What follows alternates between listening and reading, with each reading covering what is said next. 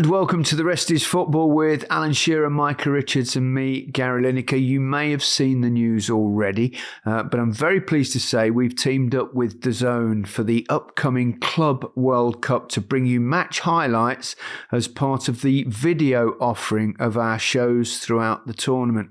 DAZN is the exclusive place to watch every minute of every game, but as we continue our shows through the competition and chat about all the big stories and moments, we'll also be able to show you all the best of the action from the likes of Manchester City, Chelsea, Real Madrid, PSG, Bayern Munich and many more. The three of us getting together to talk about football whilst we show you match highlights from the games. Sounds familiar. It might work. On today's show, we're going to look ahead and preview the tournament, and I'm pleased to say we are joined by the brilliant Alex Aljoe. Hello, Aljoe. Hello, Aljoe. We're already on Aljoe terms. I'm going straight to surnames. We've got Al Shearer, Aljoe, and there's even a team called Al Hilal in the tournament. So what could possibly go wrong? Welcome, Alex. How are you? Thank you for having me. I'm happy to be here. Yeah, it's good to have you on board. Someone that actually knows what they're talking about. I thought I was getting a summer off anyway. You said, don't worry, guys, we've got a nice summer off. No, I didn't. You definitely did. No, I didn't, Micah, because the podcast world is always on. That's our motto, always on. If there's football taking place somewhere, we need to cover it. And I've got a feeling this Club World Cup could take off. Alex, tell us about your role in... You're going to be roaming around quite a lot. Yes, I'm going to be reporting all over America, starting with the opening game in Miami. That's on the 14th of June at the Hard Rock Stadium, then ending at the MetLife on the 13th of July, then pretty much all over America. 2 suitcases, 12 flights, but it's going to be great. I'm really excited. I think no one really knows what to expect, but that makes it really exciting. I'm sure it'll be a huge success. Air miles galore. Air miles. Air miles galore. I'm going to be gold by the end of this, aren't I? When you're in Miami, go to the restaurant Mamo. What do Mamos serve? Italian. Alex doesn't want to frequent the places that you go to. Whoa, Alex, whoa. Yeah, I'm not sure we're on the same page, Micah. Baby steps. I can assure you it's just delightful Italian food. Okay. Expensive? Yes, quite expensive, but worth it. And look what it does to his body. Look, hey, if you want these guns, get yourself there. Then straight to Miami Beach. Correct. I suspect Alex doesn't want those guns. And nowhere nearer, Micah. Thank you very much. Let's get on with the preview. We'll do it as we've done before. We're going to go to group by group and work our way through all the teams. We'll give you a bit of an introduction to some of the teams you might not know that well, discuss the key issues for some of the big European teams, and give our predictions for who we think will make it to the knockout stage and who could spring a surprise. Firstly, let me tell you about the format. It's actually remarkably similar to the Country World Cup, as maybe we'll have to call that the Country World Cup now. That'd be a bit weird, wouldn't it? The group stage composes of 8 groups of 4 teams. Single game, just like the World Cup, the top 2 teams go through, and then we're down to the last 16, and then it's knockout from that point onwards until we get our winner, and the tournament takes about a month. Very similar to the World Cup, but it's obviously just clubs on this particular time. Right, Group A, let's tell you who. I'm sure most of you know or are up to speed with it, but it is a brand new event. I think teams are going to go very strong. It looks that way because there's huge prize money at stake. I think something like, Alex, it's about 100 million for the winner, isn't it? Yeah, plus bonuses, which is crazy. Yeah. Crazy money. And to think what that would mean to some of the clubs playing in it as well. Yeah, so I think we're guaranteed to get full squads. Group A consists of Palmeiras from Brazil, Porto from Portugal, of course. Al Ali, our friend Al Ali's cooked up early. So we've got Al Shearer, we've got Alex Aljoe, and we've got Al Ali, as well as Inter Miami, who sneaked in the tournament. How did they manage to get in, Alex? It was more or less by invitation, wasn't it? Yeah, I think so. Host nation. and Lionel Messi factor, I'm sure, played a part. I was just about to say, someone called Messi might have a thing to do with Can it. I say that? But yeah, Yes, you we can. all want to see Messi, don't we? Everyone wants to see Messi. Absolutely. Guys, can I just stop you there, though? Because you stressed me out. I'm OCD. You didn't do the teams in alphabetical order. I did the teams how they came out in the draw, Mike, I think. Yeah, but on Micah's list, he hasn't got them in that order, so he started to panic. What's the point of doing research if come on, guys, stick to the plan. It's from the FIFA website. And can I just say, we are doing it alphabetical order, Mike, because we've just started with Group A. Okay? So let's tell you a little bit about, I'll give you a quick resume of the four teams. We've already talked about Miami, top scorer of the season, Lionel Messi, surprise. And they've struggled a little bit since Javier Mascherano took charge. They're not on a great run. Obviously, they haven't got much history. They're only founded in 2018. There's also Suarez and Jordi Alba and Busquets, of course. So Beckham is now the joint owner, which makes it very interesting. Is it Sir David now, isn't it? Oh, I believe so. Yes. I believe so. Shall I give him a call? I mean, we're best of mates now, aren't we? We're best of mates, me and Bex. If you need anything in Miami, I'll just give me a call. I'll get Bex. Get him to MoMA with me. I'll go with him to MoMA. Sir Bex for you, Micah, if you don't mind. Sir Bex. Sir Bex. Al Ali are also in there. 45 Egyptian Premier League titles. I think they're quite dominant in that country. They won the Egyptian League this season as well. They've got Imam Ashour, who's the top scorer with 13 goals, and Jose Rivero as their man in charge. On to Palmeiras from Brazil, of course, one of the big clubs from Brazil. 18 top-tier national titles they've won. 3-time Copa Libertadores winners, 99, 20 and 21. So, one of the stronger teams in that group.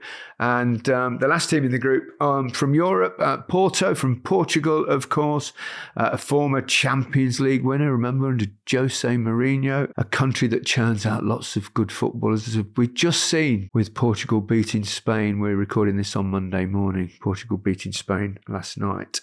So that's that group.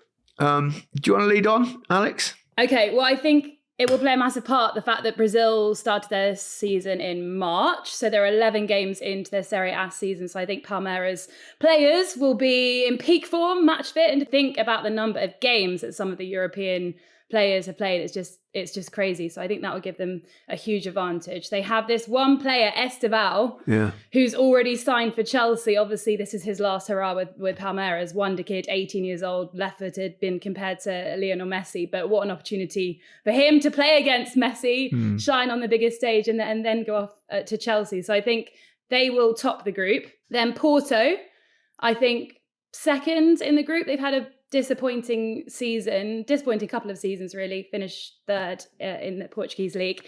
Diogo Costa, though, the hero in the Nations League final, saving Morata's penalty, so he's a wanted man, but he'll be playing for Porto in the Club World Cup. So I think they go through. As much as we'd like to see Messi go through, I don't think Inter Miami are good enough. They obviously have the home advantage, playing 2 of 3 in Miami, not at their home ground, but at the Hard Rock Stadium, and they have those big names that you mentioned, Gary, but I think, I'm not saying they're past it, but they're getting to the point where they're about to be past it. They're getting to the point where they're past it.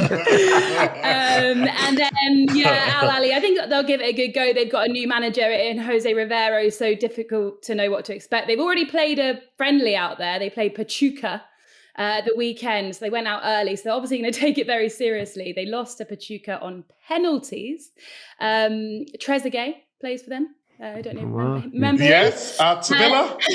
Villa. He scored for them in that friendly. But I don't think those two will go through. So Al Ali into Miami to go out, Porto, Palmeiras to go through. Ooh, Palmeiras. Have you got any Brazilian stories? Anyone? Al, Gaz? You've worked there for the Beeb many times, haven't you? We went there for the World Cup, obviously, in 2014.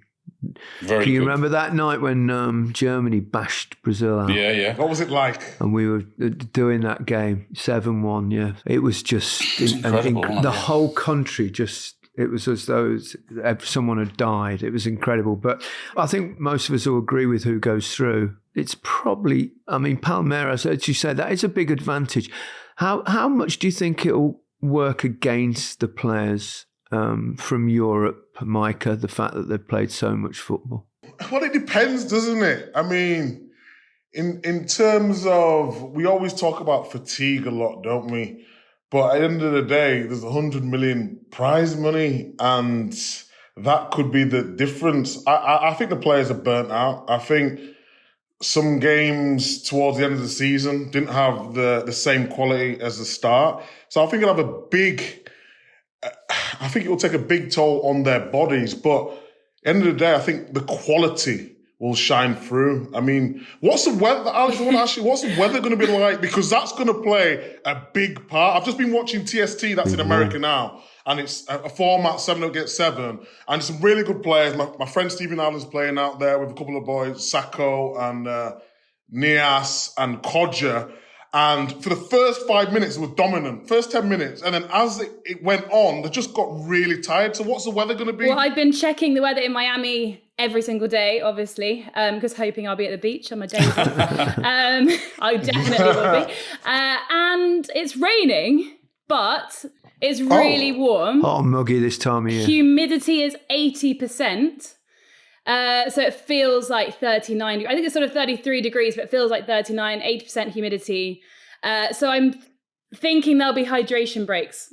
Pretty sure there will be. Let's move on to Group B. I think we all agreed on the two teams that we think will probably go through from that, Porto and Palmeiras.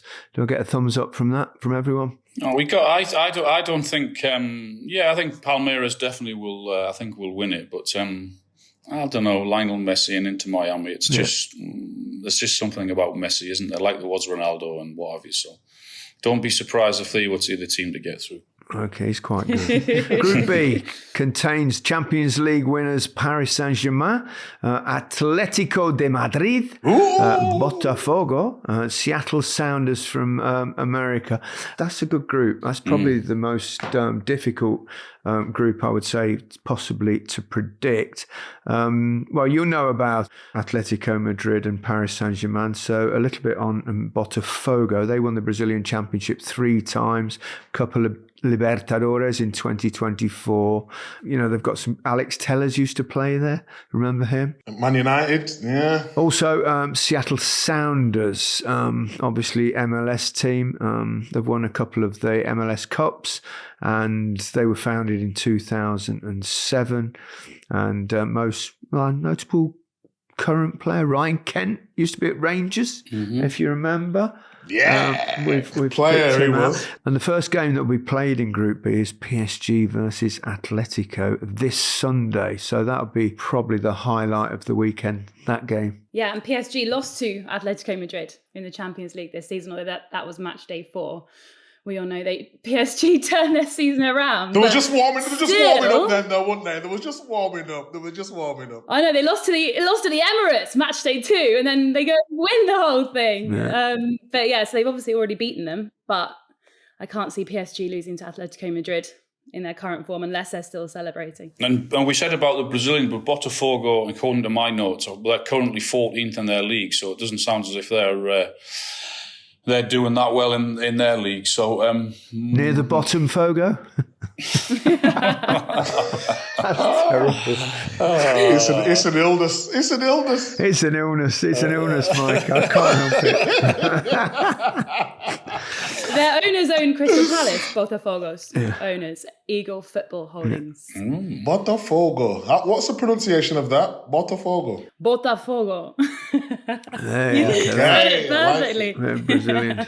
Be those two for me, wouldn't it? Paris Saint-Germain and Atletico? Well, you would think. I mean, it's hard to predict against the European teams because I know we've got clubs from all over the world here, but don't forget pretty much all the best players, except for probably a few youngsters that will eventually end up in Europe, all play in Europe, don't they? So you'd say Brazilian league's strong, Argentinian league would be pretty strong, but as soon as they get to a certain level, they go to Europe. So there's going to be an advantage. It's hard to see beyond European teams when they're in the groups not qualifying, isn't it? Yeah, but Seattle Sounders are playing every single game in their home stadium. So Okay. they don't have all the fans. So they got a massive advantage there in terms of support. Yeah.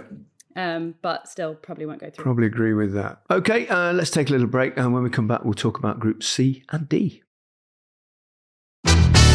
Welcome back to the Rest is Football with Alan, Micah, Alex and me, Gary, talking about the Club World Cup. We've reached Group C, and in this group, we've got Bayern Munich, Auckland City, Boca Juniors and Benfica. Now, Micah, I want you to put those 4 teams into alphabetical order. Easy. Auckland, obviously, first. Bayern with an A, obviously, Bayern. Benfica comes next with an E. Yes, Mike! I thought 3 beginning with B might just challenge you there, but you did well. See that education you had in Leeds? Oh, top, wasn't it? Weatherby High School. We knew it would pay off one day. Let me tell you a little bit about a couple of the teams in the group. Auckland City from New Zealand. They've won the New Zealand Football Championship 9 times, 13 OFC Champions League winners. I like the manager's name, Paul Poser or Paul Poser, maybe. That would be quite good. Also, Boca Juniors, famous Argentinian club. I've watched them play once in their own ground. Bombonera was something very, very special, alongside Diego, my old friend. 3. I'm trying to compete with Micah, Alan, from a previous episode. 35 times they've won the Primera Division and 6 times Copa Libertadores winners. And so you said that was the best atmosphere ever when you went to one of those games, wasn't it? It was absolutely extraordinary. Yeah, Boca Juniors at home. And the whole ground, it's like you can feel that it feels like things going to collapse. It's a really special atmosphere. Bayern Munich, I don't really need to tell everybody about them. Huge club, of course. We've got Harry Kane to look forward to, Michael Olise, players that have played in the Premier League, Vincent Kompany managing them. What a good start to his managerial career at Bayern. To win, obviously, the Bundesliga. So I think they'll obviously be clear favourites to win the group. And Benfica, who we know all about, reached the round of 16 in the Champions League this season. And always a force, any Portuguese team. Take this one, Micah, to start. No, before you go on, we always have that question. Sorry, Alex, I have a question. Basically, Spurs have now won Europa League. Did they? I didn't see it all over social media. Oh my God. Too much. Harry Kane has now won his own trophy. So are Spurs better or worse without Harry Kane? Are you saying if Harry Kane had been in the team, they wouldn't have won the Europa League this season? Well, I don't know. I don't know. But these 2 buffoons ask me every 6 months. Can I tell you why these 2 buffoons ask you every 6 months? Yes, go on, yes. Because you were the person that brought it up in the first place. You intimated that Tottenham would be a better team without Harry Kane. No, I didn't. So basically, not this season, because on this pod it's quite reactionary, especially with these 2 Herberts. Last season, Spurs finished 5th without Harry Kane. And I didn't say they're better without Harry Kane. I just said they're more of a team. People are taking responsibility. Were my words. And then these 2 idiots basically started saying, oh, they're better without Harry Kane. And so what you're telling me, but now Spurs have gone and won a trophy, and Harry Kane's won a trophy, you have to say Spurs are better without Harry Kane. I remember being in a press conference and Ange Postecoglou was asked this, like, would Harry Kane get in your team? And he was like, you can imagine typical Postecoglou's style. He was like, I think we'd find a way to fit him in there. I think we'd find a way, mate. But I don't think you can say that, Micah. I really don't. I think that's really unfair on Harry Kane to go. Will Spurs be better without Postecoglou? That's a great question. But they're not at the Club World Cup. Tottenham are not at the Club World Cup. So let's get back on track. Yeah. Anyway, what was we? Group C? Group C will win. I'm going to go with Bayern, obviously. Bayern winning a trophy. My old mate Vincent Kompany did it all right in the Champions League. Started a bit slow, especially in the knockout phases, and then they got some good results. So I'm going to say Bayern to top the group. And it's out of Benfica or Boca. You know what? I'm going to go different. I'm going to go the Argentine. I'm going to go Boca to come second. I just think Benfica have got the massive, massive name, but in recent years have not been the Benfica of old. So I'm going to go Bayern and second Boca. In the league as well. Yeah, I'm going to go Bayern and Boca. You're going big on Boca because you've got a big Boca. Didn't know where you were going with that, Gary. Boca in Spanish is mouth. Yes, just to Big clarify. mouth. Big mouth. Just to clear it up for you, Mike. Yeah. And this is no disrespect to Auckland, just because we don't get to watch their games all the time. We're basically watching clips and videos and whatnot. And my clips on YouTube, I look like the best defender ever, So I can't just take from YouTube. I don't suspect Auckland City FC will be bothered that you have not tipped them to go through to the next round, to be honest. The crazy thing about Auckland City is they're semi-pro, so they all have other jobs. So I was looking up what they do. Got a window cleaner, got a truck driver, you've got a PE teacher, a lawyer, one works in a brewery. And Paul Poser, the manager who you mentioned, is a dentist. Yeah, I'm going to go Bayern and Benfica. Me too. You're going to go Benfica? Okay. Yeah. Alex? Bayern and Boca, like Micah. Right. Group D. Got Flamengo. Esperance Sportivo de Tunis. Wow. What a name. Chelsea. That was easier. Club Leon. Wait, they're not in it. They're not allowed to play because of Pachuca, same ownership. So LAFC had a playoff game against Club America and LAFC won it, and they're in this group now. Alex, that's exactly why you're with us. No, all good, This all is good. FIFA's website I've got here, by the way, in front of me, listing these 4 teams. So they played Club America, the Mexican team, and they beat them to get this spot. Will Ferrell and Magic Johnson are their co-owners. Well, That's Will Ferrell. if you had the same notes as us, if you're reading the same notes, you'd know that earlier we're in it, Gary. Yeah, I've read them, but I've just forgotten. I'm getting old. All right. Yeah, so we've got from again. Olivier Giroud and Hugo Lloris. Yes, Right, yeah, yeah. that's right. Hugo, yeah, Hugo. Hugo Yes, Lloris. Flamengo, 8 times domestic cup winners, 3 times Copa Libertadores. First in the Brazilian Serie A this season. So, a very famous club. Notable current players. Jorginho played there. That's at Arsenal. Danilo at Real Madrid. Man City. Mike, did you play with? No, it was just after my time. No, Very good just player. after you, Him and yeah. Juventus, Just played after for you. Juve as well, didn't Okay. he? Really good player. Tunis. 34 titles in the Tunisian league. Defending champions and successfully defended their title, winning their record-extending 34th title with 1 game to go this season. Alex has pretty much filled us in with Los Angeles FC and the other team, Chelsea. Heard of them?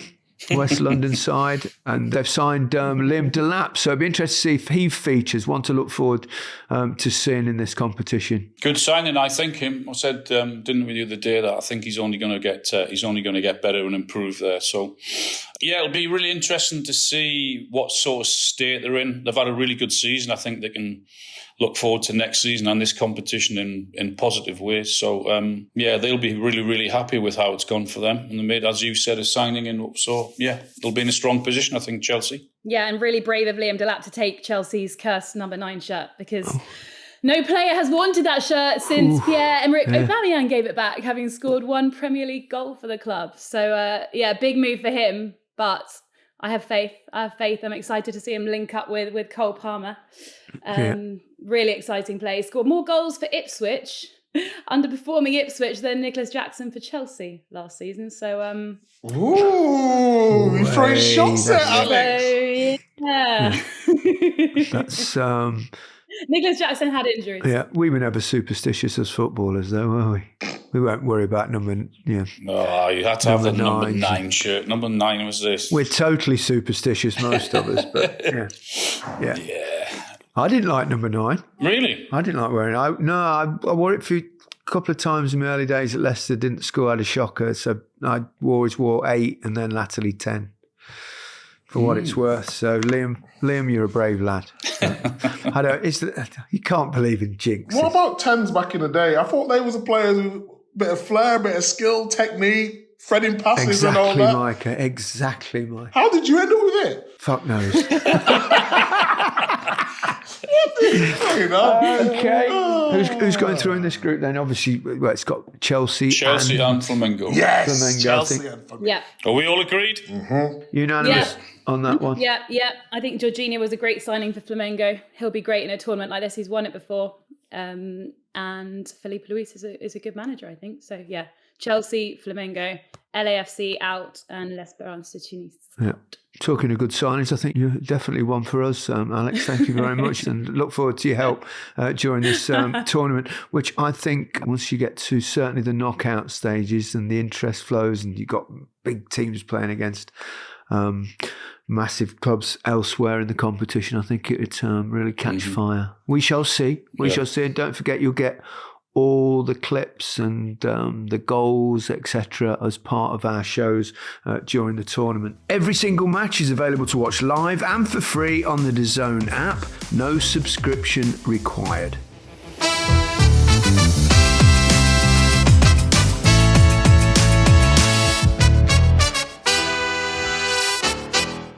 I'm Gordon Carrera. And I'm David McCloskey. Together, we're the co-hosts of another goal hanger show called The Rest is Classified. Here's that clip we mentioned earlier on.